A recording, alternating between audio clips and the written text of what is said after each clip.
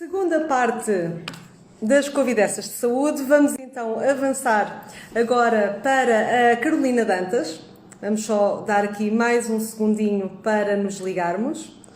A Carolina Dantas, cá está ela, que é médica pneumologista e que é então das pessoas e das especialidades que desde o início lida mais com a situação. A Carolina vai-nos falar pelo Covid-19, mais concretamente que consequências é que a infecção tem a nível do nosso organismo, quer numa fase aguda, quer depois a longo prazo. Olá, Carolina. Olá, Andreia, tudo bem? Eu estava aqui a falar um bocadinho daquilo que tu nos vais explicar hoje. Eu tenho imensa curiosidade em falar contigo e eu própria tenho várias perguntas e tive muitas perguntas lá de casa para ti. Portanto, que serias a última entrevistada das nossas conversas de saúde. Neste momento nós decidimos estender a iniciativa por mais 2 dias, amanhã e domingo ao meio-dia, mas tu és uma personagem representativa de uma especialidade fundamental aqui no âmbito desta infecção. Eu queria que tu começasses por dizer, então, muito rapidamente, o que é que faz um médico pneumologista no dia-a-dia? Portanto, boas tardes a todos. Então, a pneumologia é... Por acaso nem referi o teu hospital de referência ao Hospital de Santa Marta. Sim, trabalho no Hospital de Santa Marta, que fica exatamente no centro de Lisboa, e, portanto, trabalho na área de pneumologia, que é realmente a área médica que se dedica às doenças do aparelho respiratório, mas em particular à área, às doenças pulmonares. A pneumologia trata as infecções do trato respiratório, particularmente o pulmão, portanto, as pneumonias, neste caso estamos aqui a falar, as doenças respiratórias, asma e a DPOC, que eu vou falar algumas vezes neste contexto, que é a doença pulmonar obstrutiva crónica, o cancro do pulmão, a apneia de sono, uma série de patologias. E também qualquer doença que leve a uma insuficiência respiratória, ou seja, que os doentes podem precisar de oxigênio ou de ventilação. E é tudo isso que abarca a nossa área, a pneumologia. Muito bem. Tu vais dar-nos então uma perspectiva um bocadinho mais teórica também desta questão da infecção. Eu queria que tu nos relembrasses uma vez mais quais são os sintomas gerais que têm sido referidos então pela infecção do Covid-19. Pronto, os sintomas que realmente têm sido muito divulgados, e há 3 que são particularmente importantes, porque são aqueles que devem levar a uma maior atenção e realmente podem ser aqueles mais importantes para levar as pessoas aos cuidados de saúde, que são a febre, e a febre é uma temperatura corporal superior a 38. Tipicamente, o que tem sido falado é que a infecção por Covid causa febres mais altas, mas também há pessoas que não desenvolvem quadros de febre, como vou referir, é realmente uma doença que tem uma variedade de sintomas importante. Depois, o segundo sintoma, assim, também frequente, é a tosse. Maioritariamente é uma tosse seca, mas pode haver tosses também produtivas, ou seja, com expectoração. E depois, o terceiro sintoma, que realmente é aquele mais importante que deve levar as pessoas aos cuidados de saúde, que é a falta de ar. Outros sintomas menos frequentes são, por exemplo, dores de cabeça, dores de garganta, alguns quadros gastrointestinais, por exemplo, diarreia, um quadro de cansaço, mialgias, mas acima de tudo são sintomas que fazem lembrar um quadro gripal. Tudo Pode ser extremamente ligeiro, pode ser mais inespecífico, grave. porque Sim, resulta muito do nosso diagnóstico desde o início, não é? Pode ser qualquer exatamente. coisa. Exatamente, e pode-se confundir com uma série de doenças que podem aparecer de uma forma aguda ou que também podem aparecer, já as pessoas já terem essa doença e agravar os seus sintomas de base, mas eu acho que acima de tudo é as pessoas estarem atentas aos 3 sintomas que devem motivar uma ida aos cuidados de saúde, ou seja, a febre, a tosse e a falta de ar. Carolina, nem toda a gente tem febre nesta infecção. Temos doentes Não, só a surgir com tosse, por exemplo. sim, e doentes até com quadros ainda mais ligeiros do que isso, que nos causam alguma dificuldade, por exemplo, com dor de garganta Uhum. e com um bocadinho de rinorreia, aquele corrimento nasal que fica um bocadinho específico. Não é o mais comum, mas aparecem de vez em quando. Ok. E um dos novos sintomas que tem sido falado, por exemplo, tem-se referido que alguns doentes falam na perda do olfato, na perda do paladar. Isto já tem alguma validade para incorporarmos isto como um dos sintomas sugestivos? É difícil. Para já, esses doentes parecem ser doentes que só apresentam, por exemplo, perda de olfato, são muito pouco frequentes. Doentes que só esse sintoma normalmente não é o mais habitual e não é o que tem sido descrito na literatura. mas é realmente, são coisas que vão sendo descritas, mas não, uma pessoa que só tem a perda de olfato, quer dizer, a primeira coisa É que eu vou muito- pensar é difícil ser só coronavírus, mas pronto, tudo isto é já é muito novo difícil. e muito É, inespecífico para nós conseguirmos logo, sem um exame, então, sem um teste, chegarmos a grandes conclusões. Olha, é e verdade. uma das coisas mais importantes que eu acho que nós lidamos muito na urgência são pessoas que acham que têm falta de ar. Portanto, têm a percepção que estão com falta de ar. Tu consegues, como pneumologista, tentar explicar facilmente lá para casa a diferença entre uma falta de ar verdadeira ou uma falta de ar induzida por uma ansiedade, por exemplo? Não. Alguma forma das pessoas em casa se lembrarem destas palavras que tu digas para pensarem, não, isto é o meu nervosismo a falar.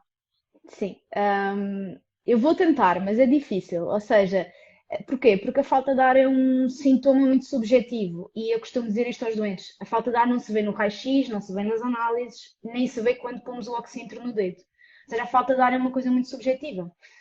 E, portanto, algumas características desta falta de ar que nos fazem pensar umas características relacionadas com a ansiedade.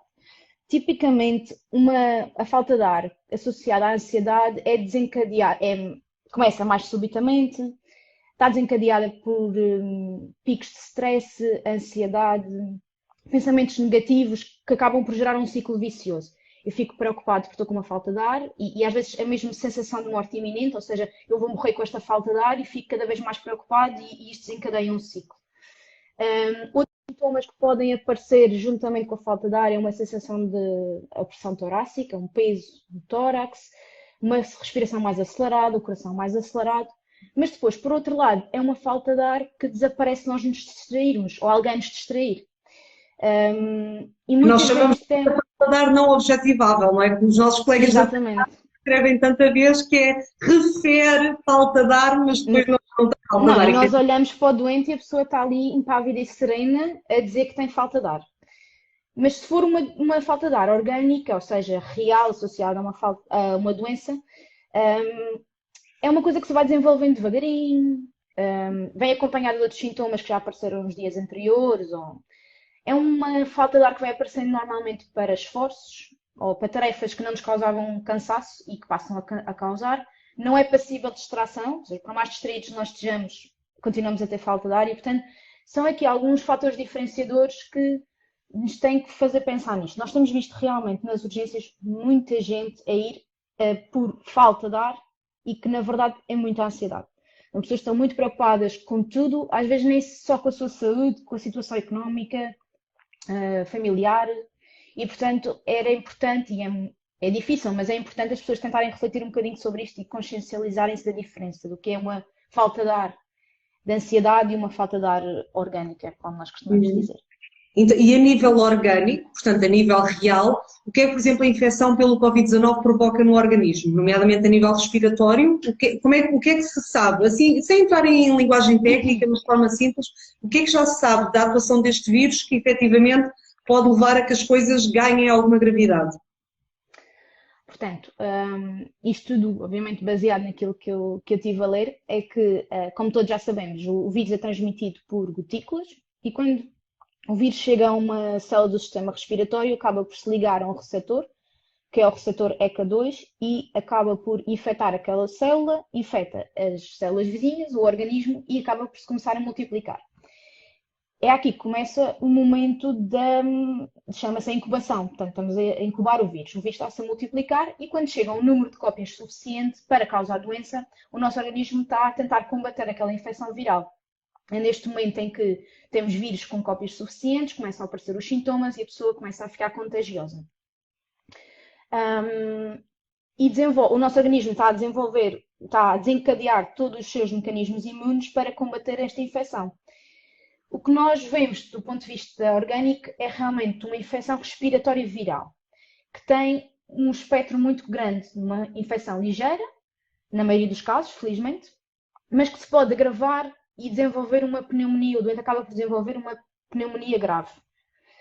Nesta pneumonia grave, os sintomas são mais persistentes, mais intensos. Estamos a falar de uma pessoa que tem uma febre alta, normalmente tem um cansaço, pode até precisar de oxigênio. Os exames de imagem, tá, com o raio-x já têm infiltrado, já têm alterações e, portanto, pode estar a desenvolver uma doença mais grave. A qualquer momento da doença, a pessoa pode melhorar, ou seja, desde os sintomas mais ligeros que está em casa a tentar conter os sintomas, pode ficar melhor. Um doente com uma pneumonia internado numa enfermaria com oxigênio pode a qualquer momento melhorar.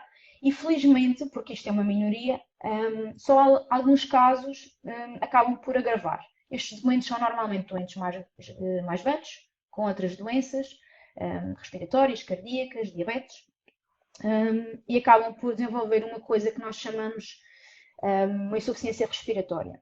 O que é insuficiência respiratória? A infecção é de tal forma nos pulmões que eles ficam incapazes de fazer o seu trabalho e acabam por diminuir os níveis de oxigênio no corpo, a pessoa fica muito cansada e deixa de conseguir fazer aquele esforço para respirar. E é neste momento, e se a coisa continuar a agravar, nós temos que tentar substituir a função dos pulmões por um ventilador. Queres explicar então o que é um ventilador? Sim, pronto. Tens ouvido falar tanto dos ventiladores e os ventiladores também, ainda agora com a Rita Ivo estávamos a falar sobre isso.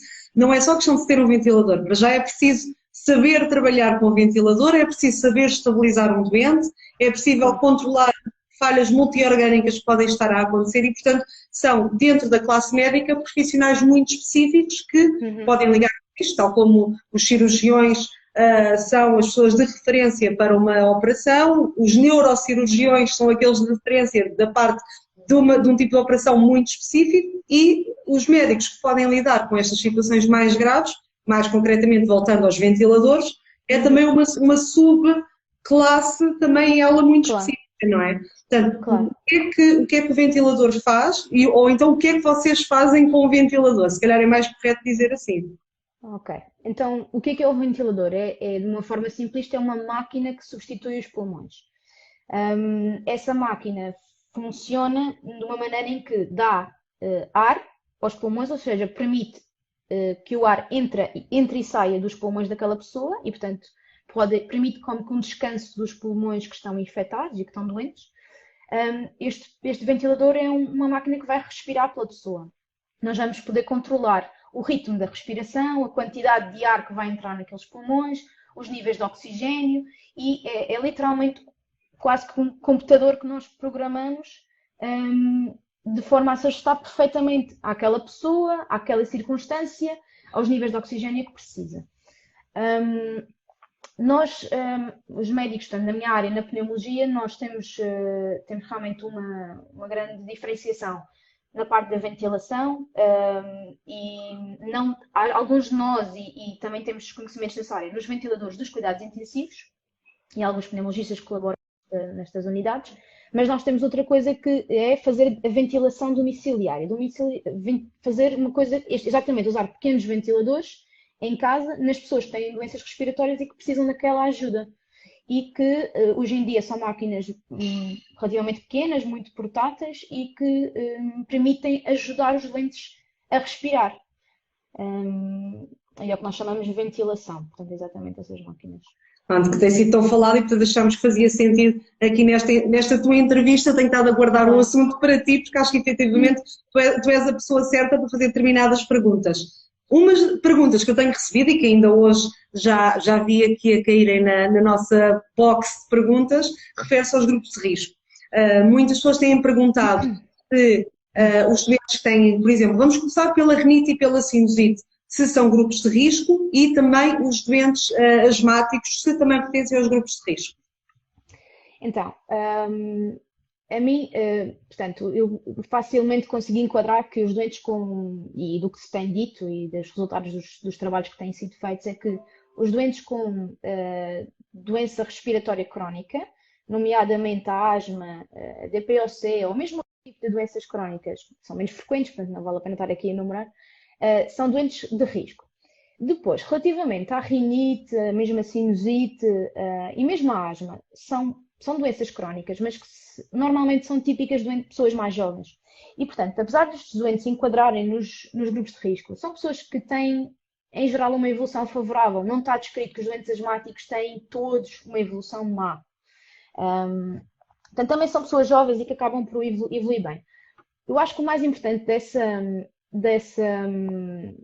pergunta é As pessoas com doença respiratória crónica são grupos de risco, sim, e portanto têm uma responsabilidade acrescida em manter a sua medicação, em cumprir o seu seguimento, porque é importante controlar a doença por vários motivos. Também para os sintomas não nos confundirem no momento de fazer um diagnóstico de infecção ao coronavírus, e também no caso da pessoa ter uma sobreinfecção, ou seja, uma pessoa com uma DPOC que apanha uma sobreinfecção, infecta-se com coronavírus, se a doença já de base estiver controlada, é tudo muito mais fácil. E, portanto, é essencial os doentes cumprirem a medicação que estavam a fazer, quer essa medicação inclua uma série de coisas, e vou falar dos corticoides aqui, porque, coitados dos Sim, corticoides. nós tivemos ainda há pouco tempo, no início desta questão pela infecção do Covid, tivemos algumas, não vou dizer recomendações, mas falou-se que não se deviam usar corticoides. E, portanto, nós temos visto muitas pessoas nossas, e eu acho que tanto tu como eu temos recebido mensagens de amigos e conhecidos com perguntas, e uma das perguntas que tem vindo muito é se um doente asmático deve manter a sua medicação com os corticoides, não é? Deve, é obrigatório. Eu acho que essa extrapolação tem a ver com o facto de haver muito burburinho à volta deste assunto do coronavírus e muita divulgação de informação mal passada, extrapolada. E o que é que acontece? Esta história dos corticoides, os corticoides não devem ser usados. E estamos a falar de doentes. Estamos a falar das bombas. Em casa, quem não conseguir reconhecer a palavra corticoides, estamos tipicamente a falar daquelas bombas para asma, ou os discos, ou todos os dispositivos inalatórios usados para suporte.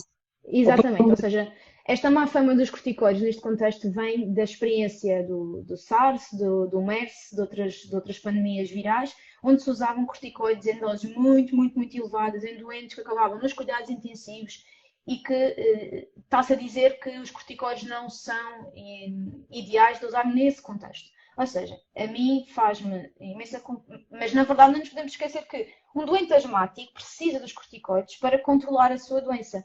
Um doente que está com um DPOC que está bem controlado com corticoides ou com broncodilatadores, que os seus inaladores têm que os continuar a fazer, porque o risco de agravar a sua doença que ele já tem e preparar a medicação é muito superior à eventualidade da doença, da infecção por coronavírus piorar por causa desses corticoides, que estamos a falar de corticoides nasais, corticoides inalados que só se depositam no pulmão, ou seja, muito diferente das doses muito altas que se usam realmente em doentes críticos nos cuidados intensivos. Portanto, doentes com asma na urgência é para fazer corticoides. Está bem. Repete isto novamente, por favor, diz então lá para casa para não abandonarem as bombas, não abandonarem as medicações. Não, os doentes não podem parar a medicação e na urgência têm que ser administrados corticoides aos doentes asmáticos. Vamos tratar uma asma como se deve tratar uma asma, com os seus broncodilatadores. Obviamente, se calhar não vamos fazer, ou não devemos fazer nebulizadores, já de base não devíamos fazer nebulizações no serviço de urgência, pelo risco de aerosolização. Mas em câmara expansora, em inalador, se for preciso fazer corticoide e injetar um doente asmático que está muito mal, tem que se fazer, porque ele tem uma asma. Portanto, é para manter a terapêutica de base. Acho que é super importante nós falarmos disto, porque efetivamente eu tenho recebido muitas perguntas neste âmbito da função pulmonar e acho que respondeste brilhantemente. Um pequeno aspecto positivo desta questão toda do Covid é efetivamente os níveis de poluição atmosférica têm diminuído de forma absolutamente inacreditável em tão pouco tempo. Portanto, nós temos visto a nível da comunicação social, até fora da Europa, grandes cidades da Ásia, por exemplo, Nova Delhi, que é uma das cidades mais poluídas do mundo, o grau de poluição atmosférica caiu tanto que o céu, em vez de ser cinzento ou amarelado, neste momento voltou a ser azul, não é? E, portanto, para nós, enquanto médicos, é muito fácil perceber que esta infecção, que veio em tão pouco tempo, acaba por trazer, de certa forma, um grau de proteção a todas estas pessoas que viviam em ambientes muito expostos, que antes não era possível e que não seria alcançável. Portanto, nós sabemos que a longo prazo, mesmo doenças como, por exemplo, cancros pulmonares, neoplasias pulmonares, poderão vir a diminuir, de certa forma, a sua incidência se esta situação se mantivesse durante mais algum tempo. Sim, isso vamos ver no futuro se vai ser possível tirarmos essas conclusões. Ou seja, obviamente vai depender da duração desta pandemia. Que isto, entretanto, encontra-se a vacina e os níveis de poluição voltam todos a subir novamente com as fábricas a funcionar. Eu acho que vamos ver se a duração desta pandemia e destas implicações todas das restrições, a nível da sociedade, em termos de duração, chegam a ser suficientes para ter um impacto nestas populações. Mas, por outro lado, é curioso pensar que estas populações que vivem nestes ambientes poluídos têm já de si, provavelmente, maior incidência de doenças respiratórias e, portanto, esta população é uma população de risco para desenvolver formas graves da doença. São pessoas que têm, há um maior número a Índia tem uma poluição atmosférica enorme. Estes doentes provavelmente têm muito mais DPOC, a taxa de tuberculose é imensa na Índia e, portanto, são pessoas já de si com alterações estruturais do pulmão que podem levar a formas graves da doença. Portanto, há os dois lados da perspectiva que nos deixam aqui um bocadinho a pensar. Pois, porque está tudo muito preocupado com a questão do Covid e da infecção e das consequências que isto pode ter, mas no dia-a-dia, eu não sou fumadora, não sei se tu serás, mas nós temos amigos que têm comportamentos de risco para a sua função pulmonar e não só, para a função cardiovascular, etc. E que estes pequenos nadas, que são muito, têm grandes consequências. Queres aproveitar que tens aqui este momento para falar das implicações do tabaco a nível da função pulmonar? Para ver se conseguimos motivar algumas pessoas lá em casa a aproveitar esta altura, que sim é uma altura de stress, mas para deixarem de fumar de vez. Eu acho que esta fase do isolamento social pode levar a várias coisas.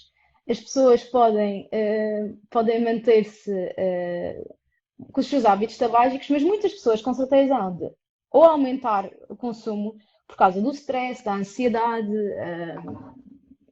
mas outras também podem diminuir, ou seja, passam mais tempo em casa, no ambiente familiar, com crianças e às vezes acabam por fumar menos.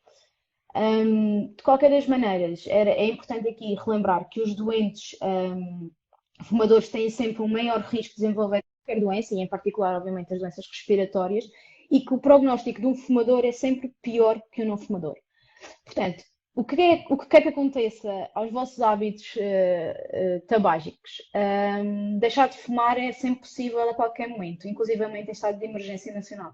E, portanto, aproveitem essa oportunidade e, se for o caso e se for possível, comecem a trabalhar nesse sentido para reduzirem e eventualmente pararem de fumar, sem dúvida. Queres aproveitar para dar algumas dicas úteis no âmbito da cessação tabágica, coisas práticas que, imagina, alguém que está em casa sozinho pode começar mas é tão difícil deixar de fumar, eu começo por onde? Bem, nós sabemos que há dicas muito úteis, como por exemplo, eu vou começar por uma pessoa que fuma um maço por dia. Há sempre aqueles cigarros que são os cigarros dispensáveis, que há uns que sabem melhor, tipicamente são aqueles associados às refeições, e há aqueles que nós podemos precisamente prescindir deles. Queres dar mais dicas?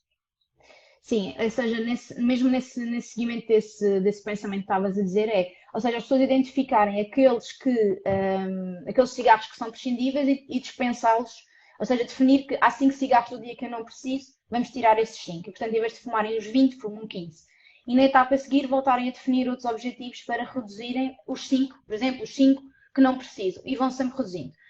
Há pessoas, portanto, neste caso estamos a falar de fumadores, há pessoas que preferem definir um dia D, ou seja, a partir do dia 5 ou do dia 6, deixam de fumar. E deixam de fumar, e é realmente uma questão de motivação e provavelmente também refletirem um bocadinho sobre os comportamentos, ou seja, o que é que desencadeia o irem fumar, se é a ansiedade, se é a parte emocional associada, a parte emocional.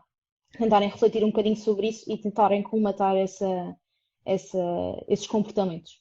Sim, porque a longo prazo são precisamente os grandes fumadores, pessoas que fumam ou desde muito jovens ou em grandes quantidades, 1, 2, 3 maços por dia, como nós às vezes conhecemos, são estes os doentes que depois, no futuro, daqui a 10, 20, 30 anos, vão ser os tais DPOCs, os tais doentes pulmonares crónicos que nós tentamos explicar para os nossos doentes.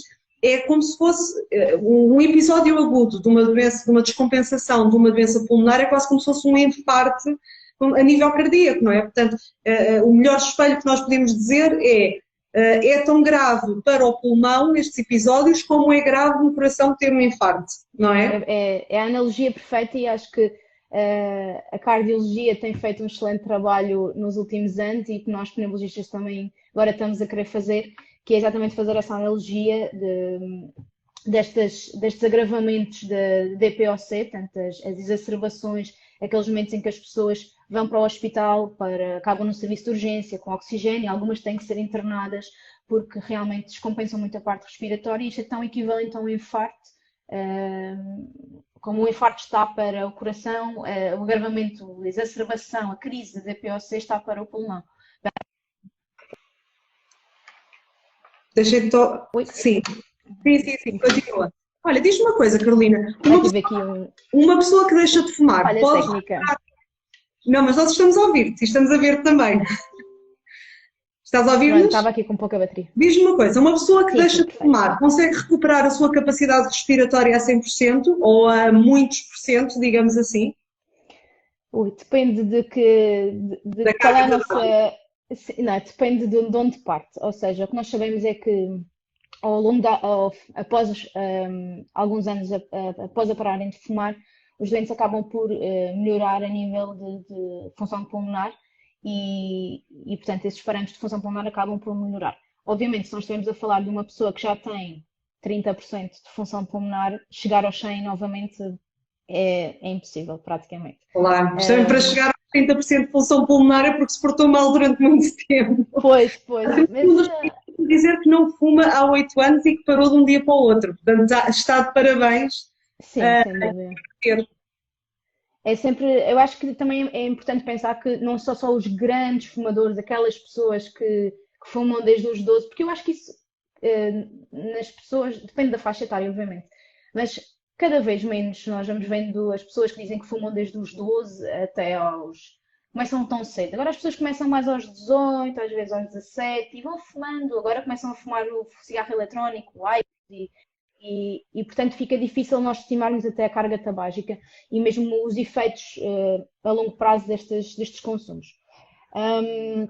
Mas é sem dúvida um hábito que as pessoas têm que, pensando a longo prazo na qualidade de vida que podem ter, parar de fumar é essencial e o risco que tem em termos de infecções respiratórias é muito superior e o risco de doenças oncológicas é muito superior. Nós estamos a dispersar um bocadinho, mas vamos voltar ainda à questão do Covid, até temos uma pergunta sobre máscaras que eu ia deixar para amanhã para o Guilherme Duarte, que é de saúde pública, mas vou pedir a tua opinião. Mas antes disso, tu tocaste aqui num assunto que eu acho que tu tens tanta coisa para oferecer e um contributo tão grande a dar, que já agora tu tocaste na questão dos cigarros eletrónicos.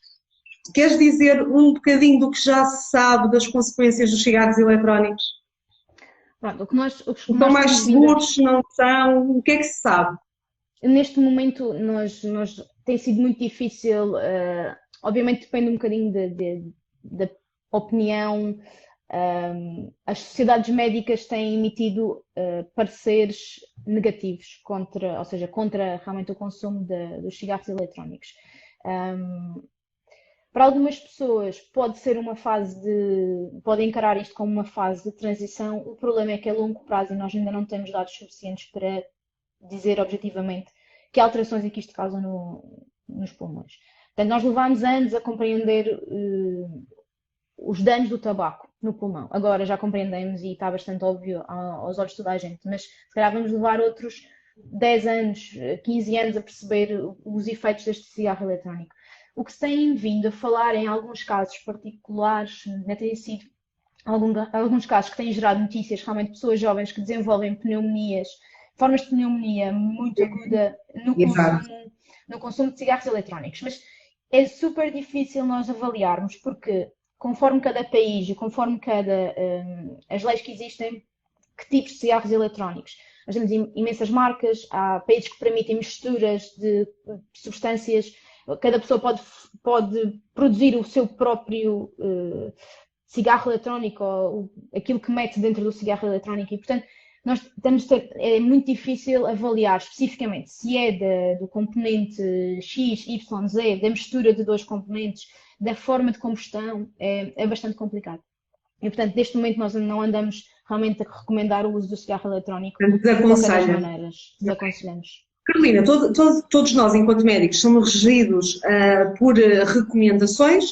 seja as recomendações da Organização Mundial de Saúde, seja da DGS, seja depois as nossas próprias sociedades ou associações portuguesas no meu caso, Medicina Geral e Familiar, no teu caso, Pneumologia. Qual é a posição da Sociedade de Pneumologia ou o consenso que há no grupo de pneumologistas em relação então ao uso de máscaras? E aqui então para encerrarmos um bocadinho a questão do Covid por hoje. Pronto, é a recomendação da Sociedade Portuguesa de Pneumologia e vai de encontro às recomendações que têm sido ditas pela DGS. Tu estás-te a referir, a pergunta, por acaso perdi a pergunta, era relativamente ao uso de toda a gente usar máscaras? Exatamente, é uma das questões que, uma vez mais, eu vou voltar a debater isto amanhã com o Guilherme Duarte. O Guilherme está muito ligado às recomendações que têm sido emitidas e, portanto, a tudo o que são consequências a nível de população e a nível de epidemiologia, todas estas decisões. Mas, como pneumologista e daquilo que tu sabes sobre a transmissão do Covid, da questão das gotículas e da facilidade de contágio, fará sentido haver uma utilização generalizada das máscaras ou devemos manter as máscaras somente para os profissionais de saúde e para os cuidadores de pessoas doentes e doentes confirmados? Exatamente como estavas a dizer, eu acho que é possível e é isso que eu tenho tentado transmitir mesmo às pessoas que me têm perguntado essa questão, inclusivamente amigos, familiares.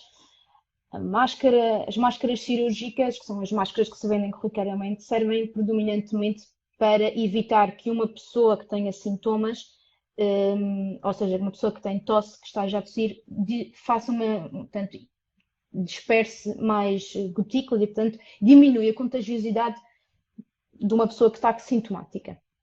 Agora, isto obviamente prende-se com medidas de material disponível e de situações em que pode haver mais ou menos contágio. E para já neste momento as recomendações são manter, as pessoas que têm que usar máscara cirúrgica são os profissionais de saúde, pessoas sintomáticas que andem na rua, mas obviamente essas pessoas neste contexto já nem devem andar na rua, mas sobretudo restringir estas máscaras a pessoas que estão sintomáticas e que tenham que se deslocar em termos de sociedade e ter algum contacto. Em termos hospitalares, obviamente, depois temos outro tipo de máscaras que, consoante os procedimentos que estamos a fazer, vamos ter mais ou menos acessibilidade e é importante termos um uso discriminado delas, porque as máscaras não existem, não sei, se existem na quantidade necessária, nós para já parecemos que temos algum do material de proteção em níveis relativamente controlados, escasseiam em algumas unidades, existem noutras. É acima de tudo importante conseguirmos fazer uma boa reposição de estoque em todos os sítios onde são realmente necessários, nomeadamente. Isto realmente tem sido um debate que tem havido muito até a nível da comunidade médica, não é apenas das pessoas perguntarem umas às outras, nós próprios, enquanto profissionais de saúde, temos tido muito destas questões. Agora, acredito que daqui a relativamente alguns dias, uma semana, duas, que as organizações mundiais venham chegar a um consenso sobre se justifica o uso comunitário da máscara ou não. Agora, os paninhos de tecido que estão a ser feitos em casa pelas senhoras que querem oferecer uma máscara feita de tecido não protegem nada. Aliás, eu acho que uma das coisas que nós tentamos, de certa forma, eu acho que a mensagem pode não estar a ser bem passada, mas quando também se fala em não haver um uso generalizado, é porque também há o medo que as pessoas se convençam pelo facto de terem um tecido feito em casa, à frente da cara, que estão protegidas e que, portanto, podemos estar a falar em proximidade uns com os outros, não é? Concordo contigo plenamente. A partir do momento em que se mudarem essas recomendações, tem tudo a ver obviamente, com entidades que são muito, que nos extrapolam a nós, ou seja, são muito superiores à nossa opinião, a minha e à tua, mas para já neste momento é isto que se recomenda, realmente restringir as máscaras a quem delas necessita. E há aqui um comentário que realmente é super importante, que é os transplantados, doentes transplantados, usam máscaras e devem usar máscara e agora não a encontram, ou seja, isto serve também para as medicações. Eu tenho deparado mesmo com dilemas morais que me têm acontecido a mim, pessoas, amigos, familiares que me pedem medicação porque alguém disse que convém ter uma caixa de azitromicina em casa E saíram estudos que realmente vêm contra esses medicamentos que têm sido falados, que não têm evidência de serem nada curativos, não é? Claro. E, portanto, o que é que acontece? Tudo o que gera uma grande procura, as pessoas que realmente necessitam depois acabam por não encontrar. Ou seja, tanto sejam os transplantados que precisam de máscaras e precisam de máscaras realmente, não é a máscara cirúrgica corriqueira, são transplantados. Alguns transplantados precisam mesmo de máscaras P2 e inclusive com maior proteção. E o mesmo com a medicação, pessoas que fazem medicação crónica e que neste momento está a gerar um zoom à volta de potenciais medicamentos que possam prevenir, ou melhor, nem é prevenir, é ter algum Cloroquina, não é? efeito. Como falávamos Exatamente. Eu não queria dizer o nome, que é para não, para não simular, Não, mas, isto porquê? Porque há medicação que doentes crónicos, nomeadamente em doenças autoimunes, como o lúpus e como a artrite reumatoide, que precisam destes medicamentos e que não se estão a encontrar precisamente porque há uma notícias não procura excessiva. confirmadas, estudos que não passam de hipóteses e que estão a fazer com que estes medicamentos comecem a escassear e, portanto, as pessoas que efetivamente precisam deles que não os consigam encontrar, não é? Exatamente. E depois explicarmos a pessoas próximas e mesmo colegas e às vezes pedem-nos a opinião. Recentemente me aconteceu, tenho um colega que pergunta se vou fazer cloroquina profilática. Não há indicação, é um perigo, inclusivamente pelos riscos, os efeitos secundários são superiores e o benefício neste momento é desconhecido.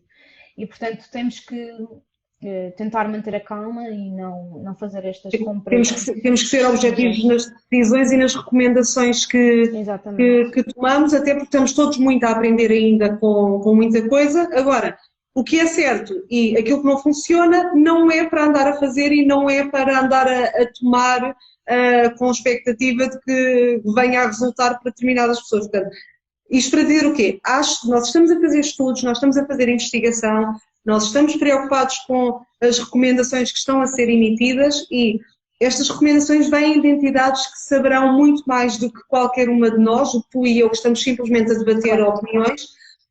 Estas recomendações vêm de pessoas com muita experiência e com muita seriedade no assunto e vêm com base em estudos que são feitos a nível internacional. Portanto, vamos ter um bocadinho de confiança e um bocadinho de paciência em confiar que realmente aquilo que vem cá para fora e que é depois generalizado como uma decisão final, uma vez mais, que acho que se calhar em questão de tempo se vai uniformizar, mas que é para o proveito de todos nós, não é? Completamente. Carolina, vamos terminar a nossa entrevista. Tu, como pneumologista, queres deixar aqui um conselho final que ainda nos está a seguir? Eu acho que não consigo acrescentar muito mais do que a minha colega anterior disse. Realmente, acima de tudo, as pessoas manterem a calma e manterem a racionalidade e cumprirem com as indicações da Direção-Geral de Saúde, da OMS, com a tranquilidade que os profissionais de saúde vão estar cá no seu melhor. E tentar fazer tudo aquilo que é possível dentro dos recursos que existem, obviamente, para tratar dos doentes. E aquilo que eu tenho, e assim mais de uma forma pessoal, tive recentemente em Espanha e consegui manter relações com pessoas que trabalham hoje em dia em hospitais em Madrid, que estão a passar por situações muito complicadas, e para os profissionais de saúde o que eles nos têm a dizer é: protejam-se acima de tudo, não aceitem trabalhar sem o material necessário, adequado, e portanto temos todos nós que lutar por isso e inclusivamente a população haver sempre uma pressão social para se garantirem os equipamentos de proteção individual necessários para nós conseguirmos trabalhar no nosso melhor e ajudar quanto mais pessoas possíveis, porque obviamente um profissional de saúde infectado acaba por ser uma baixa muito importante e que prejudica o trabalho dos colegas. E que pode ser, só me está a o termo em inglês, irreplaceable, pode ser insubstituível, claro, não é? Claro. E eu queria também deixar de certa forma, o apelo para que, por favor, não partilhem notícias erradas e que são tão partilhadas nas redes Sim. sociais, nomeadamente no WhatsApp e no Facebook.